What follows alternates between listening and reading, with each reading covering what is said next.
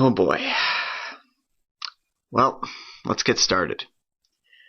Alexander was the film that Oliver Stone had been waiting half his life to make. He had tried making it twice in the past, first with Val Kilmer as the lead and then Tom Cruise. When he finally made it in 2004, it almost starred Heath Ledger, but it ended up having Colin Farrell in the lead role, with a large cast of well-known talent to support him. Despite being one of the highest-grossing movies overseas in that year and recouping its budget, the film was a famous flop in North America, and people have crowed their hatred of this film ever since. And at age 14, I went to go see it with my dad. It was the first time I ever watched a movie by Oliver Stone. As you can tell, it wasn't the last either. It turns out I didn't mind this one as much as many people did. Sure, it has problems, but at least it was better than some other epic films that were coming out around that time. But this is not going to be a review of the Alexander film that most people saw. That might surprise some of you, so let me explain. Oliver Stone was given much less time to edit the film than he would have liked to have, not to mention the fact that he had to stay within at least an R rating. As a result, the theatrical film is very choppy and confusing at times, feeling incomplete and rushed. However, despite its flaws, it made money. The DVD release was successful enough for Stone to release a director's cut, which was actually shorter than the first version and took out a lot of the controversy. Now, I haven't seen the director's cut myself, and I don't think I ever will, because in 2006, Stone finally gave us the version of his film that he was happy with. Alexander Revisited, the final cut. This is the film that should have been released first, though I'm sure it would have been much harder to get past censors, and people would have complained about the running time of 3.5 hours. But make no mistake about it, this is a real epic. Alexander Revisited follows the story of Alexander the Great, but with its added running time, Stone was able to say much more about his personal hero than he did before. While the theatrical cut was edited to be a linear storyline, Alexander Revisited jumps back and forth like a seesaw, harking back to the style of Nixon or JFK. The battles are twice as long as before, filled with much more extreme examples of brutal violence. Most of the conversations and the scenes in the film have been extended, and they feel much more complete. All in all, it's a huge improvement from the theatrical cut. Now before I go on, let me just recap who is in this film. As with any Oliver Stone cast, it's filled with famous names, some of whom are coming back from earlier collaborations with Stone.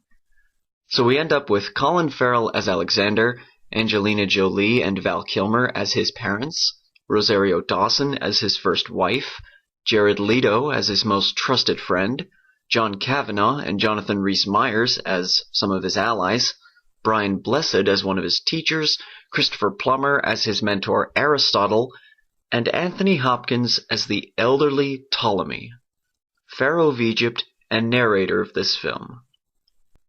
This is an impressive cast, and for the most part, they work well.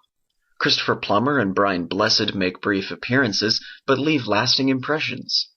Jared Leto does an okay job playing Hephaestion, the person whom Alexander loved more dearly than any other man, and more dearly than many women. Val Kilmer is hilariously over the top as Alexander's father, Philip, without whom Alexander would never have gotten so far as he did. Rosario Dawson is Roxana, the woman for whom Alexander defied all opinions and married despite her not being a Macedonian. And since it's Rosario Dawson, I think many of us would agree with Alexander's decision. Now, of course, let's get to the things about this film that a lot of people have called it out on. There is a lot of hyperbole here. It plays out with a lot of drama, and Oliver Stone's take on Alexander has him raging at the forces holding him back from his glorious destiny. But really, what did people expect? All accounts of Alexander that survive point to a man ruled by powerful emotions. And Colin Farrell captures that very well. At times, he's a confident warrior leading his men to victory, but at other times he allows his anger or his grief to possess him and make him act out of control. A man so influenced by the Greek myths of passion and emotion wouldn't be a cold, reserved man. He'd work his passion into his speech, and he would drive men to fight as they'd never fought before. Granted, some think Stone focused too much on that out-of-control side of Alexander, but the revisited version balances out better in my opinion. There's also been a lot of mockery placed on Colin Farrell's thick Irish accent, which I honestly don't understand considering how almost nobody complained that an Australian actor played a Romanized Spaniard, or how Brad Pitt couldn't even hold a consistent accent in Troy. Oliver Stone, rather than trying to force everyone to get fake Macedonian accents, decided to use a bit of metaphor in solving this problem. If you watch the film again, take note how the Greeks, being from the more advanced and higher class civilization, speak with refined English accents.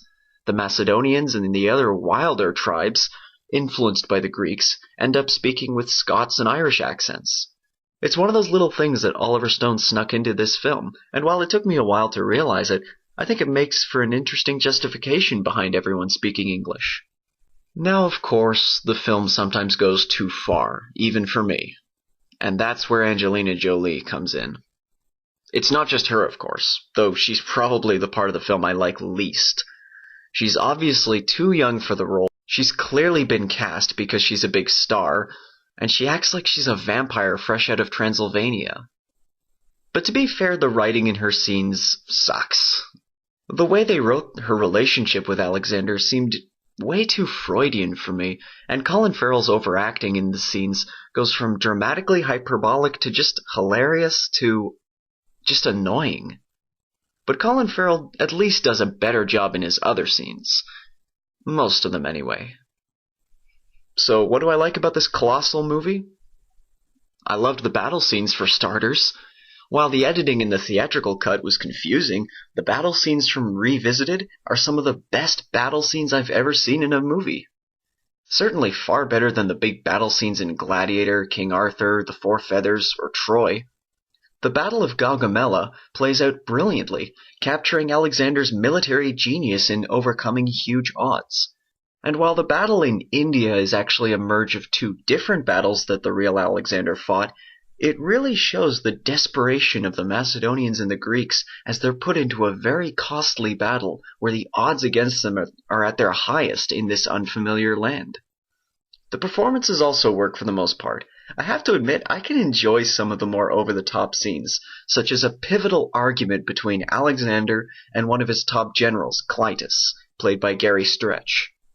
Both characters drunkenly rage at each other with all the emotions that two old friends would have in a drunken fight. I love this scene, because everything plays to the Shakespearean melodrama. Even the music is reactionary to what's being said by these two characters. It completely sets the mood in a gloriously, unashamedly hyperbolic fashion. And while it does go a bit over the top, you have to admit, the sweeping emotions really belong in an epic. Another part I always love to rewatch is the final monologue of Anthony Hopkins, as Ptolemy reflects on Alexander's impact on the world. The revisited version goes much deeper into Ptolemy's mind, as Hopkins delivers a scene which ended up being one of my favorite Hopkins moments. I also really love the soundtrack by Vangelis. It's very moving, and to this day, it's one of the few times in my life that I've purchased the soundtrack separately from its respective film. Though I also have a copy of Alexander Revisited. The thing that really gets me through this movie is Oliver Stone's passion and his ambition. He loved such movies as Lawrence of Arabia, and he made Alexander in a way that harks back to that style of filmmaking. Many of the scenes involving huge crowds really do have vast amounts of extras involved. There's a reason the film cost $155 million. Stone didn't want to rely as much on CGI as Troy, 300, or Lord of the Rings did. He shot as close to location as he could get, with hundreds of extras playing their parts. Stone clearly loves the story of Alexander, and the passion behind this project is very real and very strong.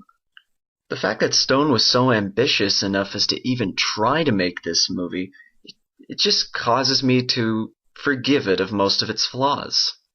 Of course, my opinion about Alexander is in the minority, and it's been that way from the very start. But I wouldn't even call Alexander a guilty pleasure. I take no shame in saying that it's a good movie.